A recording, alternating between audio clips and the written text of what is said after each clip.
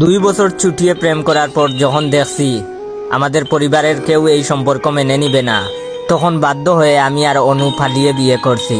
2 মাস ভাড়া বাসায় সংসার করার পর একদিন শ্বশুর বাড়ি থেকে ফোন আসলো আমার বউ অনুর কাছে। শ্বশুর বাড়ির লোকজন আমাদের সম্পর্ক মেনে নিয়েছে, আমাদের এখন ভাড়া বাসা ছেড়ে শ্বশুর বাড়ি চলে যেতে হবে, আমাকেও গড় জামাই থাকতে হবে। বউকে প্রচন্ড ভালোবাসি, তাই গড় জামাই থাকতে আমার কোনো অসুবিধা ছিল না। আমাদের আলাদা বাড়িতে থাকতে দিছে। শ্বশুর বাড়িতে কয়েকদিন থাকার পর একদিন বউ বলল আমাকে রান্না করতে।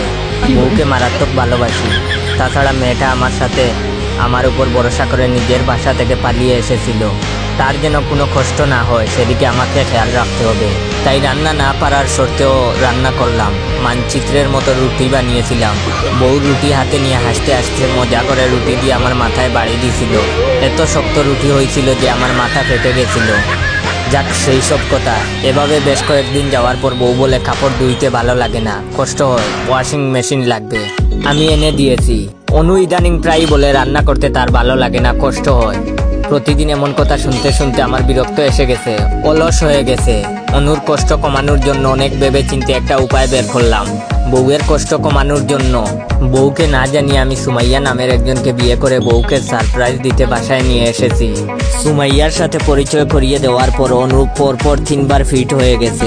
তারপর আমার প্রথম বউ অনুকে বুঝালাম, তোমাকে মারাত্মক সেই লেভেলের ভালোবাসি তো রান্না করতে তোমার ভালো লাগে না বলে আরেকটা বিয়ে করছি, যেন আমরা 3 জনে মিলে বাসার সব কাজ করতে পারি, তাতে তোমার কষ্ট কিছুটা কম হবে। অনু কি জানি কি মনে করে সুমাইয়াকে নিয়ে আমাদের রুমে নিয়ে গেছে। এরপর 3 দিন থেকে অনু আর সুমাইয়া লুডো খেলে আর বাসার সব কাজ আমি করি। রাতে ওরা দুজন ঘুমায় এক খাটে আর আমি সোফায়। কাজ করব না বললেই 2 জন একজুট হয়ে আমাকে মারে রে ভাই। ভাবতাছি আরেকটা বিয়ে করে ওই বউয়ের সাথে থাকবো, কিন্তু ভয় লাগতাছে সেও যদি অনু সুমাইয়ার জুটে চলে যায়। এই অবস্থায় আমার করণীয় কি? এখন আমি কি আরেকটা বিয়ে করতে পারবো? আপনারা যদি আমাকে পরামর্শ না দিতে পারেন তাহলে আপনার কয়েকজন বন্ধুকে মেনশন করে বলেন আমাকে পরামর্শ দেওয়ার জন্য।